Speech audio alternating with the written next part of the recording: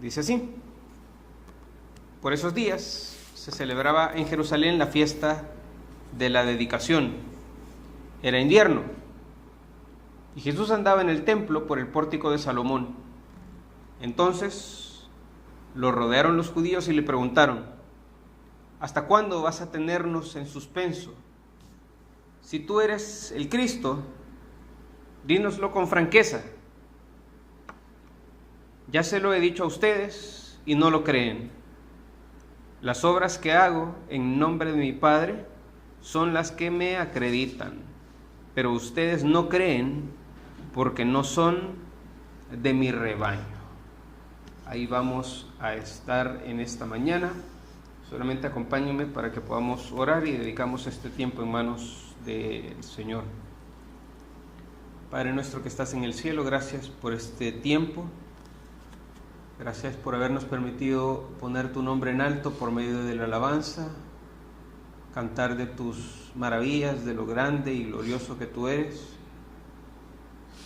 Y gracias también porque ahora en tu misericordia tú nos permites tener un tiempo alrededor de tu palabra, estudiar, aprender un poco más, crecer, ser más parecidos a nuestro Señor Jesús. Te suplico precisamente eso, que lo que leamos, estudiemos y aprendamos en esta mañana nos ayude a crecer más, a ser más fuertes, a madurar. Te pido que nos ayudes a estar más cerca de nuestro Señor. En tu misericordia, por favor, permítenos contemplar la belleza de tu rostro. Te pido esto, Señor, por favor, en el nombre de Jesús. Amén. El tema de esta mañana lo tienen en su pantalla, pueden tomar asiento.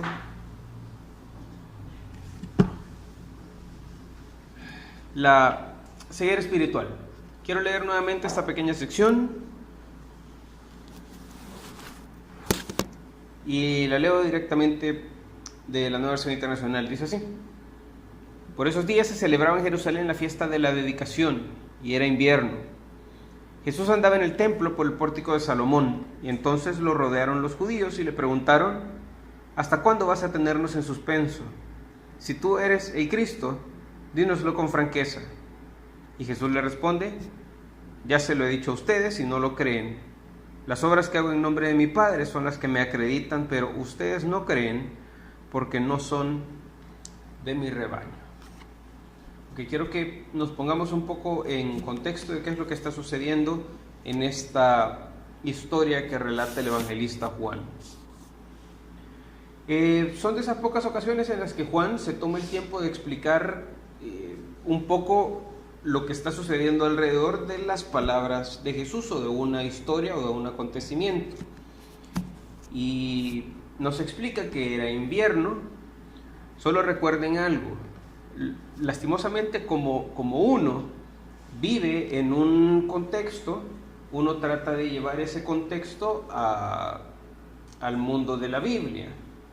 Por ejemplo, para nosotros, en nuestra sociedad y cultura, en El Salvador, en Centroamérica, estamos en una parte del globo terráqueo que nos invita a pensar en invierno. ¿Para qué fecha más o menos?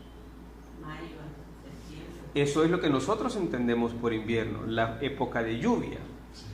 Invierno para otras latitudes más al norte es en diciembre. Y piensan en la blanca Navidad, y eso es lo que uno piensa en invierno, como nieve, Navidad, etc. Pero es interesante que en latitudes más al sur, Navidad es verano. Diciembre hace calor porque es la pura época del verano, más o menos por Argentina, el sur de Chile y esas áreas de por allá. Entonces, cuando uno piensa en invierno, como lo está narrando el evangelista Juan, no piensen en el invierno como nosotros lo conocemos o en la época en la que nosotros lo conocemos. Ahora, interesantemente, esta época de invierno que Juan está relatando coincide también con algo más que el evangelista Juan acaba de decir en el verso 22. Él explica que por esos días se celebraba en Jerusalén la fiesta de la dedicación. Pregunta rápido, ¿alguien tiene alguna idea de cuál es esta famosa fiesta de la dedicación de la que Juan está hablando ahorita? ¿No? Ok. Explico entonces para que entendamos lo que Jesús va a decir y las palabras que él enseña y la oportunidad que él aprovecha tiene mucho que ver con lo que sucede alrededor, y por eso el evangelista Juan se toma el tiempo de explicarlo. La fiesta de la dedicación es una celebración, una festividad que no es de las festividades que aparecen en la Biblia, de las que Dios dice que se van a celebrar durante todo el año, pero sí es una celebración que el pueblo de Israel adoptó en un momento de su historia. Como decir, por ejemplo, la fiesta de la independencia de nosotros en nuestro país es el 15 de septiembre, sucedió en un momento de la historia y a partir de ese día nosotros conmemoramos lo que sucedió en esa fecha. Celebramos lo que sucedió en esa fecha y la recordamos. La fiesta de la dedicación tiene un origen también. No es como las otras fiestas de las que en algún momento hemos hablado, como Pascua, la fiesta de las trompetas, el Día del Perdón. No es de esas celebraciones. Es una celebración que tuvo un origen histórico y que comenzó el pueblo a conmemorarla o a recordarla a partir de ese momento. Y todo sucede cerca de unos 150 años antes de que Jesús apareciera en la historia, es decir, 150 años antes aproximadamente de la época de los evangelios, en ese periodo misterioso en el que termina el último profeta del Antiguo Testamento y comienza el Nuevo Testamento con los evangelios. En ese periodo de aproximadamente 450 años o 500 años, dependiendo de los historiadores que no se ponen de acuerdo, suceden muchas cosas en Israel. Uno piensa que como en la Biblia termina el profeta Malaquías en una página y en la página siguiente comienza el evangelista Mateo, uno piensa que estas cosas sucedieron como con 15 minutos de diferencia. Y la realidad es otra. La realidad es que entre el último de los profetas del Antiguo Testamento y el evangelista primero que aparece registrado en la Biblia, que es Mateo, hay casi 500 años de diferencia. Pues en esa época la cultura griega dominaba sobre Israel, sobre el territorio israelita, y habían impuesto mucho de lo que ellos eran, su arte, su filosofía, sus creencias, también su paganismo. Habían usurpado lugares que eran considerados históricamente sagrados para el pueblo de Dios, y uno de esos principales lugares que los griegos habían usurpado era el templo.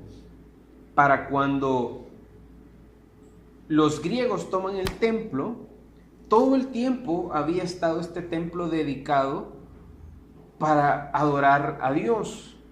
El templo lo construyen en la época del rey Salomón. Es considerado el lugar más santo para el pueblo de Israel, es donde se guardaba el arca, es donde la presencia de Dios se hacía manifestada y es donde se celebraban, y era el punto central en donde se conmemoraban las fiestas bíblicas. Llega la época de la conquista de Babilonia y el templo es prácticamente destruido. Ustedes pueden seguir viendo esto en la historia del pueblo de Israel en el Antiguo Testamento. Se deja regresar al pueblo de Israel a su territorio, se reconstruye el templo. Estamos hablando de la época de los profetas Esdras, Zorobabel y todos estos personajes del Antiguo Testamento, y este templo es el que está en pie para la época de la que nosotros estamos hablando, en donde Grecia usurpa y toma el territorio de Israel. En ese periodo histórico hubo un grupo, posiblemente ustedes hayan escuchado acerca de ellos, se llamaron los Macabeos, y digo que posiblemente lo hayan escuchado porque en algunas versiones de la Biblia que incluyen los libros que se les conocen como apócrifos o fuera del canon, hay unos libros que se llaman Macabeos, que son los libros que relatan la historia de las guerras de los Macabeos. Los Macabeos eran un grupo armado que buscó independizar nuevamente a Israel del dominio de la cultura griega que había tomado la región. Los Macabeos logran ganar la guerra contra los griegos y retoman el territorio de Israel, vuelven a tratar de recobrar lo que antes en su momento habían perdido, y se dan cuenta, por supuesto, que el templo, que era el lugar santo para ellos, había sido profanado y había sido utilizado para sacrificar otro tipo de ídolos, otro tipo de ofrendas, para otro tipo de creencias. El templo había sido completamente profanado, y entonces los israelitas tratan de nuevamente dedicar el templo al servicio del Señor, volver a purificarlo, volver a hacer el templo un lugar santo y sagrado. Vuelven a instaurar los elementos que Dios les había pedido en los libros del Antiguo Testamento, que tenían que estar siempre en el templo: la mesa de los panes de la dedicación, el candelabro de oro con todas las luces encendidas, que es un tipo de candelabro que tiene varios brazos. Y se topa el pueblo con que, y los sacerdotes tienen este problema: para volver a dedicar el templo para el servicio del Señor, Dios había pedido que el candelabro tenía que estar encendido permanentemente y su luz no tenía que apagarse. Era una representación de que la presencia de Dios estaba en ese lugar, y por eso es que las luces del candelabro no podían permanecer apagadas. Mientras Grecia conquistó y dominó sobre esa región, estuvo completamente apagado. Pero cuando querían volver a dedicar el templo al servicio de Dios, los sacerdotes encienden el candelabro, pero resulta y se topan con el problema que tienen aceite solamente para un día. Entonces era como: lo encendemos y se nos va a apagar en un día. Y entonces el pueblo comienza a orar, y los sacerdotes comienzan a orar intensamente para que Dios hiciera un milagro y que durara esa luz encendida mientras ellos volvían a consagrar aceite para tener lo suficiente para seguir manteniendo el candelabro encendido. El problema es que el aceite, para consagrarlo y para conseguir un aceite que fuera lo suficientemente puro y sagrado para que el candelabro pudiera mantenerse encendido, se iban a tardar 7 días más. Ellos tenían aceite para un día y necesitaban realmente aceite para 8 días. Y el pueblo, queriendo cumplir el mandamiento del Señor, ora intensamente para que sucediera un milagro, y ese poquito de aceite, según la historia del pueblo de Israel, dura exactamente lo necesario para que se pudiera consagrar más aceite y el candelabro no se pudiera apagar nunca más. Y ese milagro es el que el pueblo conmemora a partir de entonces todos los años, y se conoce como la fiesta de Hanukkah, o la fiesta de las luces, o fiesta de la dedicación. Le llaman fiesta de las luces porque la luz se mantuvo encendida. Le llaman fiesta de la dedicación porque dedicaron nuevamente el templo en mantener esas luces encendidas para el servicio del Señor después de obtener su independencia de la cultura griega en la época de los Macabeos, cerca de 150 años antes de que Jesús viniera. En ese momento de la historia, muchos años después, Jesús está en Jerusalén. Era la fiesta de la dedicación y Jesús andaba por el templo. Y en ese momento se le acercan unos judíos y le preguntan y le dicen y lo increpan y le dicen: ¿hasta cuándo vas a tenernos en la oscuridad? ¿Hasta cuándo vas a tenernos en suspenso? Si tú eres el Cristo, enciende la luz, dinos abiertamente si eres o no eres el Cristo. Solo una pequeña pausa rápido para que podamos entender algo. Les doy una recomendación bien temprano. Cuando Dios nos pide algo, cuando Dios nos manda a hacer algo, cuando Dios nos ha instruido sobre algo que tenemos que hacer o algo que tenemos que dejar de hacer, y nosotros nos proponemos cumplirlo, aunque nos falten recursos, aunque nos falten capacidades, o aunque tengamos nosotros excusas que poner para decir no puedo cumplir este mandamiento porque no tengo lo suficiente, si proponemos en nuestro corazón hacerlo, Dios proveerá. Esa es la enseñanza que el pueblo entiende y que celebra en la fiesta de la dedicación. Ellos propusieron en su corazón que este lugar nuevamente iba a ser dedicado para el servicio del Señor, pero faltaba aceite. ¿A quién le interesaba que ese lugar estuviera dedicado al servicio de Dios? ¿Quién era el primer interesado? Dios, por supuesto. Él era el interesado en que el pueblo le sirviera y le adorara. Él iba a proveer lo necesario. Y es una recomendación para nosotros también, porque en nuestro caminar en la vida con Dios, Dios nos pide muchas cosas. Dios nos da muchas instrucciones y Dios nos da muchos mandamientos y Él espera que nosotros cumplamos. Y somos nosotros los que tenemos limitantes, excusas que podemos poner para decir, no puedo cumplir este mandamiento porque me hace falta carro, porque me hace falta dinero, porque me hace falta tiempo. Si proponemos en nuestro corazón ser fieles, obedecer, cumplir lo que Él nos ha mandado, Él va a proveer, Él va a ser fiel en darnos el aceite necesario que necesitamos para cumplir lo que Él nos ha pedido. Y eso lo podemos aplicar en toda área de nuestra vida. Moisés en el Antiguo Testamento, Dios le dice, ve a hablar con el faraón y le dices, deja ir a mi pueblo para que me adore, y Moisés pone excusas. Señor, no me van a creer. Señor, no soy bueno para hablar, se me traba la lengua. Y el Señor le dice, ¿y quién le ha dado lengua al hombre? ¿Quién le ha dado capacidad de hablar? Déjese de excusas y usted vaya y hable, que es lo que yo le he pedido. Y Moisés propuso en su corazón ir, y Dios hizo lo necesario para que Moisés pudiera cumplir con el mandamiento que Dios le había pedido.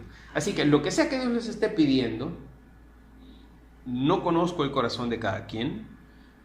Lo que sea que Dios les haya mandado hacer y ustedes saben, esto lo tengo que hacer, pero no tengo los recursos suficientes o me hace falta esto para cumplirlo, no lo pongan como excusa para detenerlo más.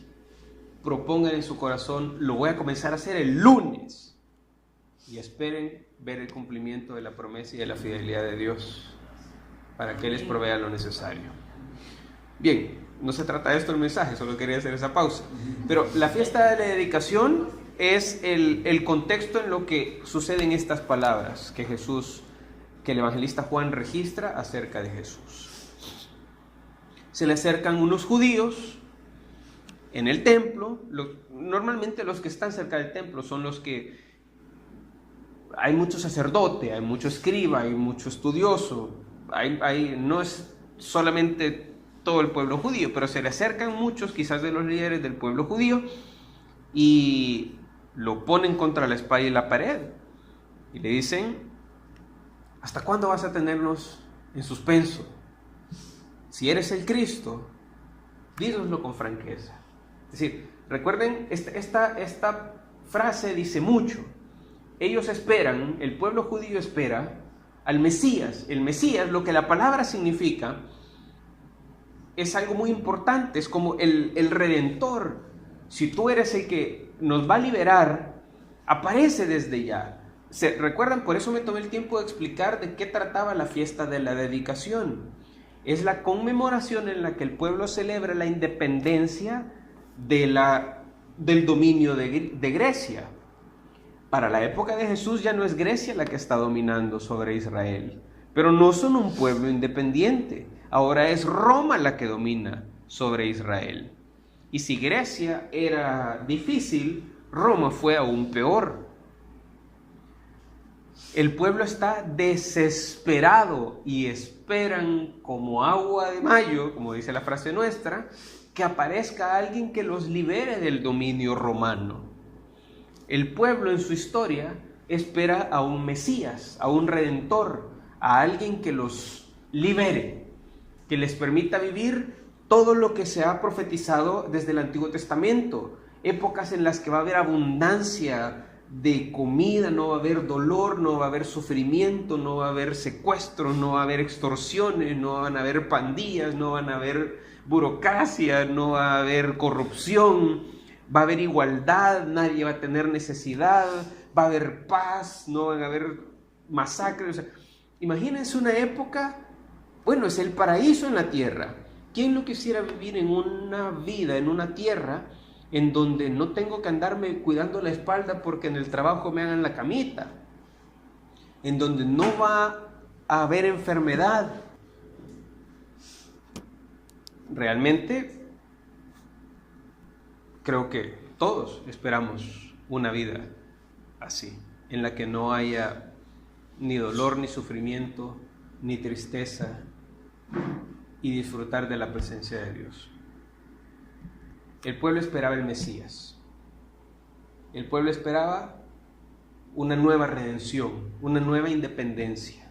Y los rumores apuntaban a que Jesús era ese Mesías que el pueblo estaba esperando. Y el pueblo esperaba que un día el Mesías Jesús se levantara en armas, como los macabeos se levantaron en armas, le pusieran una guerra al pueblo romano y se liberaran de la esclavitud romana, del dominio romano. Eso es lo que el pueblo estaba esperando. Y entonces, cerca de la fecha de la independencia, donde ellos celebran su independencia de la cultura griega, le dicen a Jesús: si tú eres el que nos va a dar la independencia hoy del dominio romano, estamos listos, avísanos, dinos cuándo agarramos armas y nos ponemos a trabajar por nuestra independencia. Y Jesús, por supuesto, había venido sí a traer una independencia. Él es el Mesías, no estaban equivocados en eso, pero no venía a traer una independencia por la vía armada, como si fue en la época de los macabeos, sino que él venía a traer una independencia por la vía de la paz. Y eso es a lo que muchos no les gustó, entre ellos posiblemente Judas. Le dicen los judíos a Jesús: si tú eres el Cristo, dínoslo con franqueza. Y Jesús responde: ya se los he dicho y no lo creen. Las obras que hago en nombre de mi Padre son las que me acreditan. Bueno, la pregunta es: si tú eres el Cristo, dínoslo abiertamente. Y Jesús responde: ya se los he dicho. Pregunta: ¿alguien de ustedes en algún momento ha leído los 4 evangelios todos completos que se acuerde? Ok. ¿Ha habido alguna ocasión en la que Jesús abiertamente diga: yo soy el Cristo, yo soy el Mesías? ¿No? Verbalmente y con esas palabras, no. Pero sí que lo ha dicho muchas veces. Y Jesús está diciendo la forma en la que lo ha dicho. ¿Cómo lo ha dicho?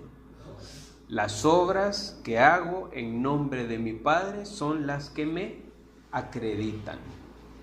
En cierta forma Jesús sí lo ha dicho, solo que no lo ha dicho de la manera en la que el pueblo quizás lo estaba esperando. Así funciona la fe en el mundo de la Biblia.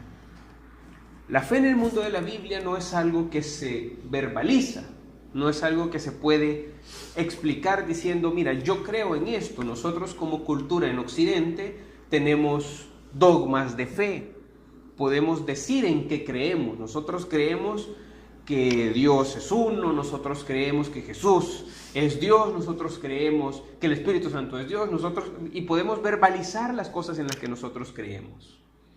En el mundo de la Biblia, por supuesto, un judío puede decir: sí, yo creo que Dios es uno, o sea, puede verbalizar muchas cosas, pero no es tan importante para ellos tener una doctrina de fe que se pueda leer y que se pueda repetir y decir: en esto creo. De hecho, nosotros incluso tenemos hasta esa palabra, ese es el credo, esto es en lo que yo creo.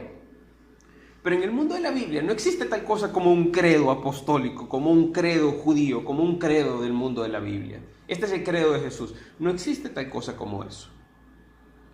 Para el mundo de la Biblia son las obras las que dicen qué es lo que una persona cree. No necesita tener un credo que pueda verbalizar. Basta ver la vida para darse cuenta qué es en lo que esta persona cree. Esta persona cree, por ejemplo, en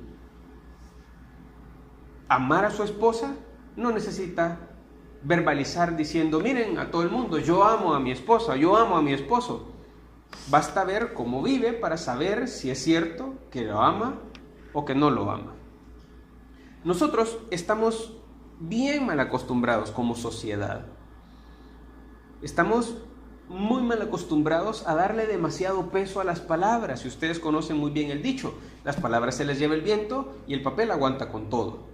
Estamos bien mal acostumbrados nosotros a que los políticos nos digan que van a trabajar en favor del pueblo y las obras que hacen realmente dicen algo completamente diferente. Estamos bien mal acostumbrados a que el hombre le dice a su mujer te amo, pero pasa maltratándola, penqueándola y pasa haciendo de todo. Y eso es lo que habla más fuerte que lo que dice con sus palabras. Estamos mal acostumbrados a darle demasiado peso a la fe que se dice. Y hay muchas personas que tienen una verbalización de fe, hicieron una expresión verbal, la famosa oración del pecador, pero su vida dice totalmente todo lo contrario. Y en el mundo de la Biblia, para Jesús, para los apóstoles, para los profetas, no importa lo que tú digas, importa lo que tú haces. Y quiero que ustedes sean una comunidad diferente. Dice, bueno, es bien famoso porque hay una historia que cuenta cómo los políticos ven al pueblo y lo relatan de una manera tan peculiar y es un poco brusca, pero agarran una gallina y comienza a arrancarle las plumas y la gallina grita y trata de zafarse y le sigue arrancando plumas mientras la gallina está viva. Y luego que la gallina está toda sangrada y desplumada y adolorida, le ofrecen comida y se comienza a mover la persona y la gallina va tras la persona tratando de comer un poco. Y explican, así se trata al pueblo. Lo puedes desplumar cuantas veces quieras y maltratarlo, pero les ofreces palabras bonitas y ahí van a andar atrás de ti. Así estamos nosotros también de mal acostumbrados. Yo quiero que ustedes sean una comunidad diferente. Santiago en el Nuevo Testamento dice lo siguiente, capítulo 2.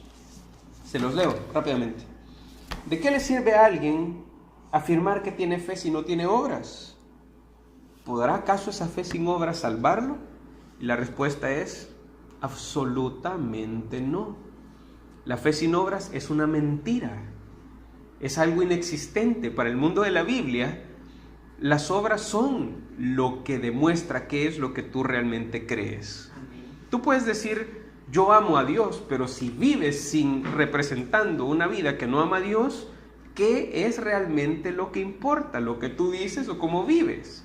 Importa cómo vives. Lo que tú digas no tiene ningún valor si no se soporta con acciones. Si tú dices, Dios es primero en mi vida, pero realmente Dios es como octavo, noveno lugar, no importa lo que tú dices, importa cómo tú vives. Quiero que sean una comunidad diferente, que no viven esa paranoia religiosa completa de que sus palabras están divorciadas de sus acciones. Esfuércense porque sus obras hablen más fuertes que sus palabras. Y pregúntense, esta semana, lo que va del mes de octubre, si el mundo fuera sordo, ¿qué vieran en mí? ¿Vieran a una persona que ama a Dios, que tiene a Dios como primer lugar en su vida, muy aparte de lo que hayan escuchado? ¿O vieran a una persona para quien Dios es un hobby de domingo, si acaso? Esfuércense por tener una vida en donde sus obras hablan más fuerte que sus palabras. Para Jesús no era necesario decir yo soy el Cristo. Hacía lo suficiente para que la gente lo pudiera tener completamente claro. Ahora, algunos entendían el mensaje, otros no entendían el mensaje y Jesús le hace esa crítica a los que le están increpando ahorita diciéndole, dinos abiertamente si tú eres el Cristo. Jesús les dice, ya se los he dicho, las obras han dado testimonio de mí. Y les sigo leyendo, ustedes no creen porque no son de mi rebaño. Algunos sí podían. Leví era un recaudador de impuestos. Al tener enfrente a Jesús en un momento de su ministerio, decide y entiende: este es el Mesías. Inmediatamente decide devolver lo que él había robado y comienza a caminar siguiendo los pasos de Jesús. Hubo incluso personas que, teniendo a Jesús enfrente, dijeron: David, hijo de David, ten misericordia de mí. Y era ciego. ¿Cómo es que incluso un ciego podía saber quién era Jesús y darse cuenta que él era el Mesías? Y miles de personas, con todos sus sentidos al 100%, no se daban cuenta que enfrente tenían al Mesías prometido por todos los profetas. ¿Por qué pasa eso? ¿Por qué pasa que algunas personas se necesita bien poco, un par de historias de la Biblia, un par de ilustraciones, se necesita poco para que digan: wow, necesito a Dios, caminar con Dios es mejor?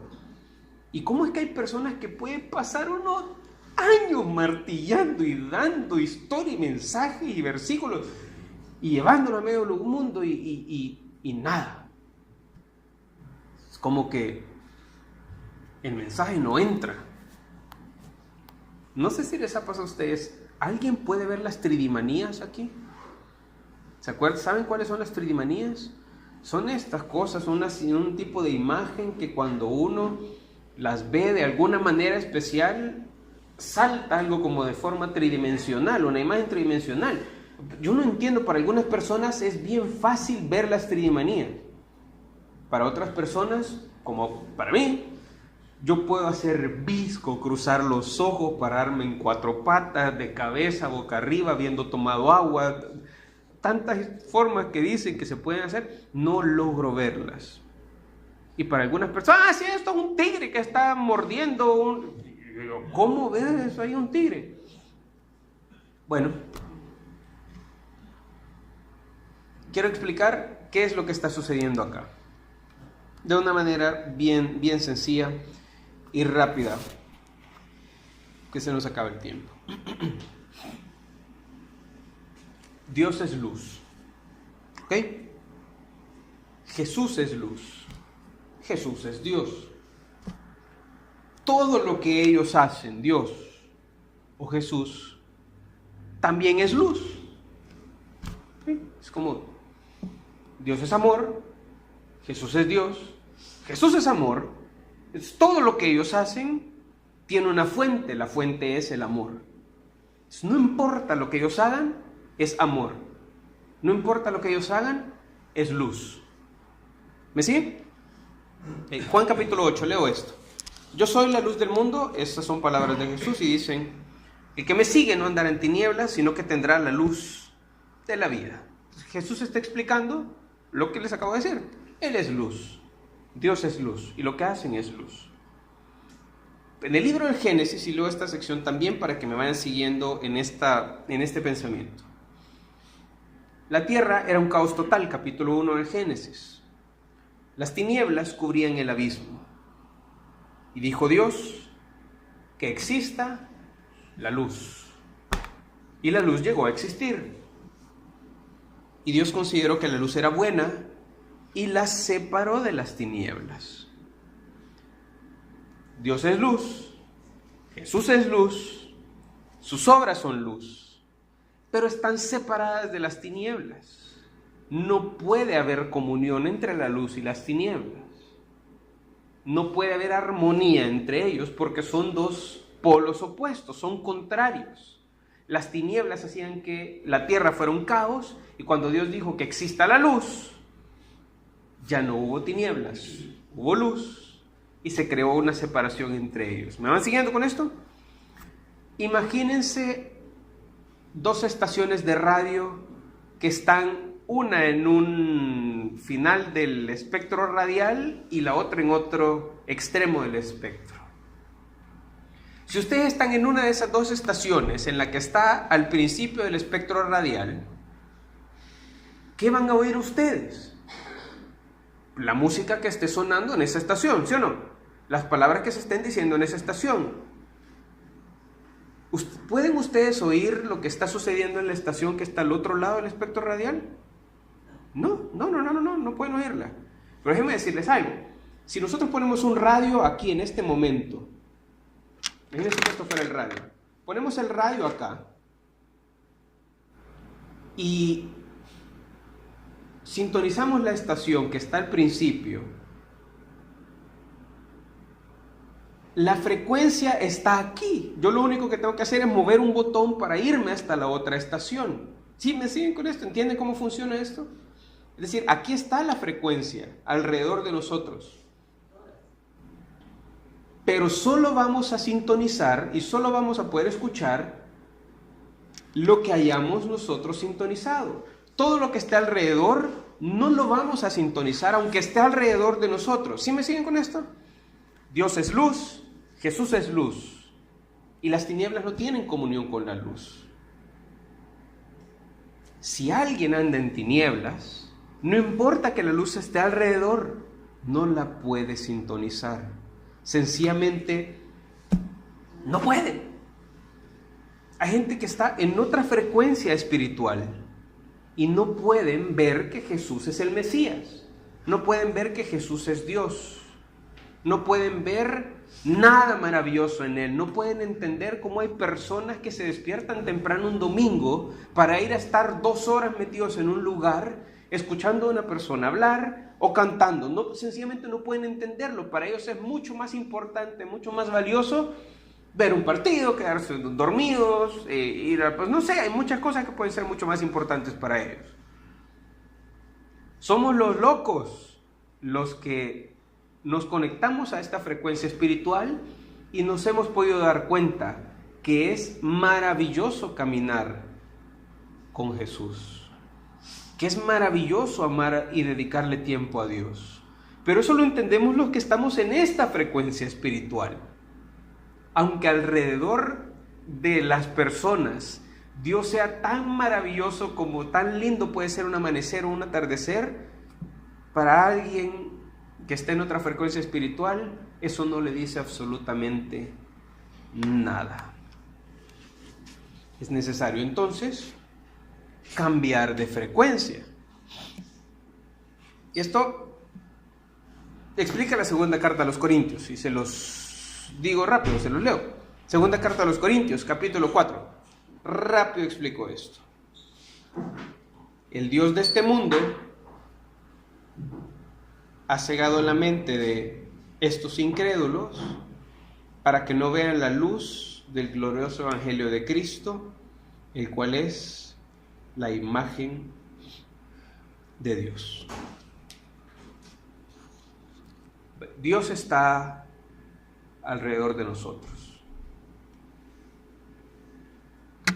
Tan maravilloso como Él puede ser, tan increíble como solamente Él puede ser, pero hay quienes lo pueden ver y hay quienes están ciegos a esa realidad.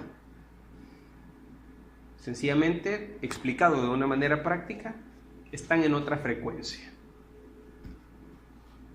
y no pueden escuchar ni ver lo que está sucediendo en la frecuencia espiritual de la luz.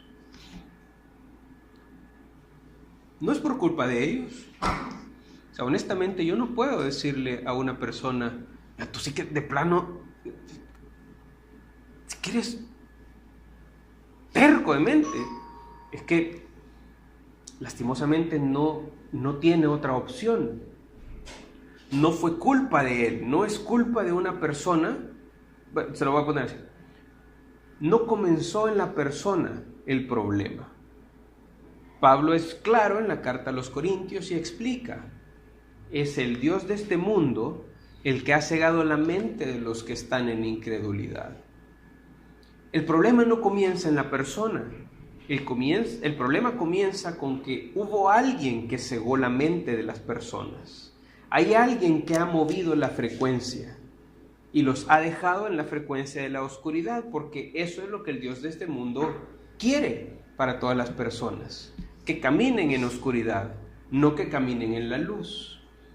Y Por eso es que uno puede darse cuenta de algo. A los niños hay que enseñarles a ser obedientes, hay que enseñarles a compartir, porque bien temprano el Dios de este mundo se encarga de enseñarles a ser egoístas, se encarga de enseñarles a velar solo por uno mismo. Y si dejan a una persona sin enseñanza y sin educación, no vamos a tener a un santo, vamos a tener a un gran diablito.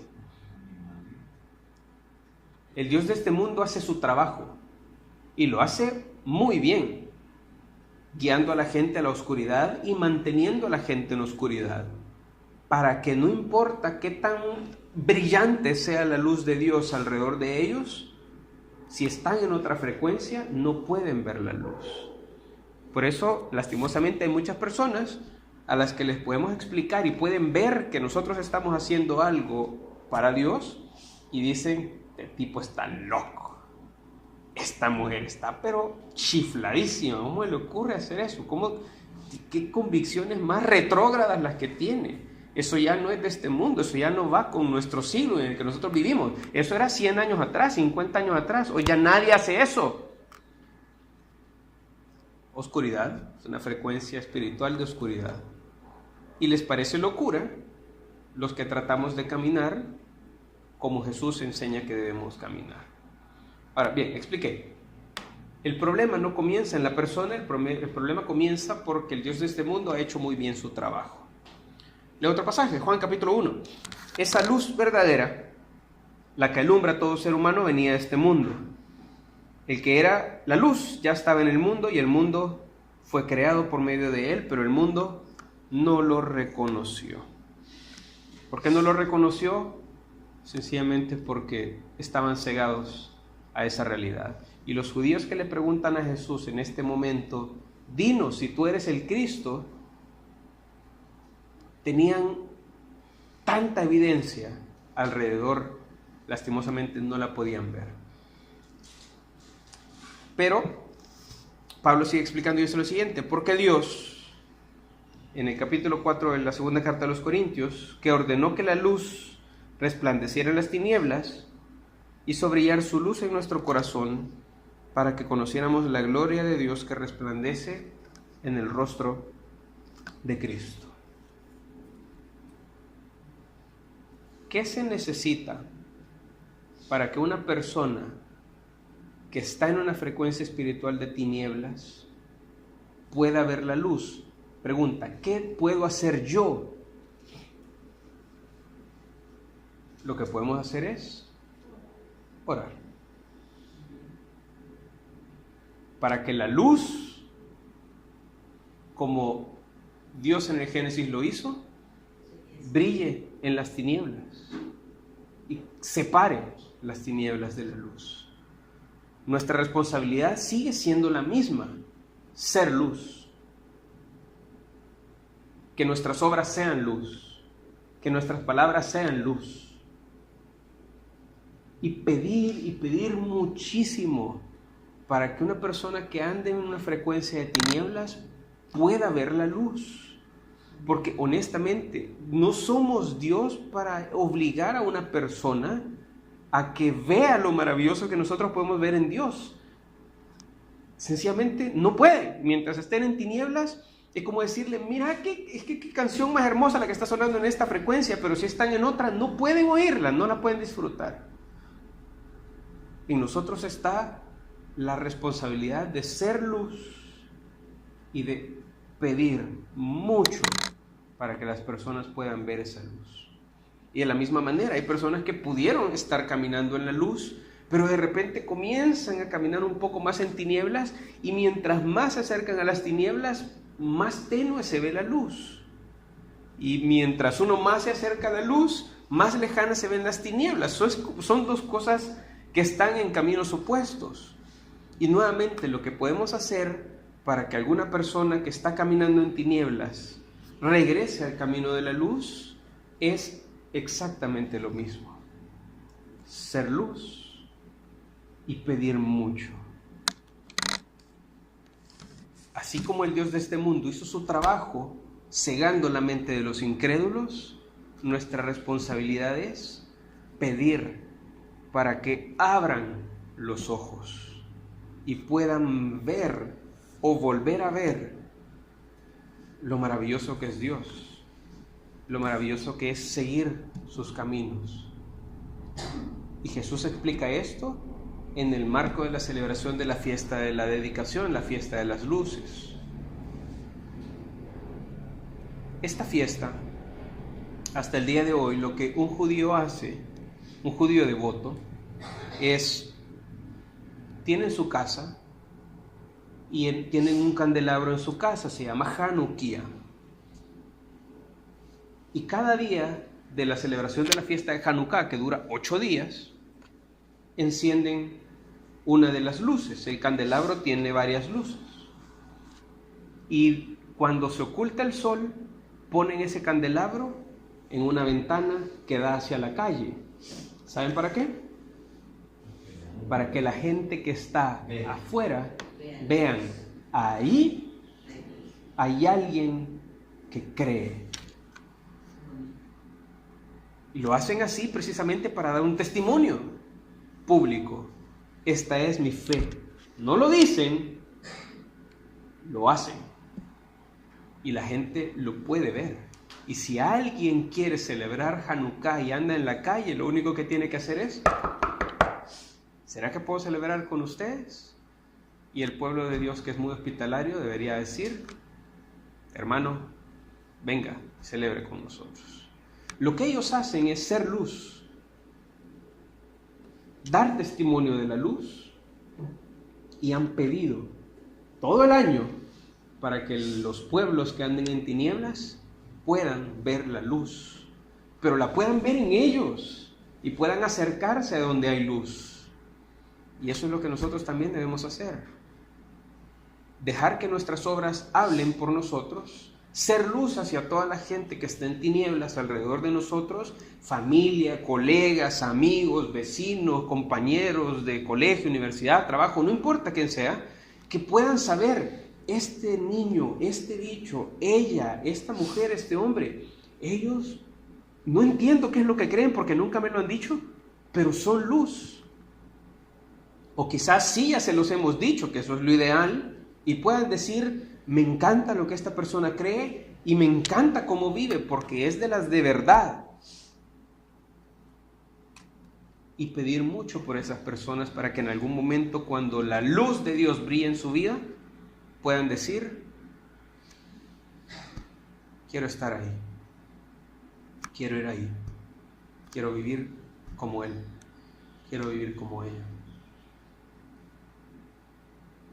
Quiero que sean una comunidad que pide por los que caminan en tinieblas, lejos de criticarlos, lejos de juzgarlos, lejos de ver mal, lejos de pensar: es que estos sí son tercos.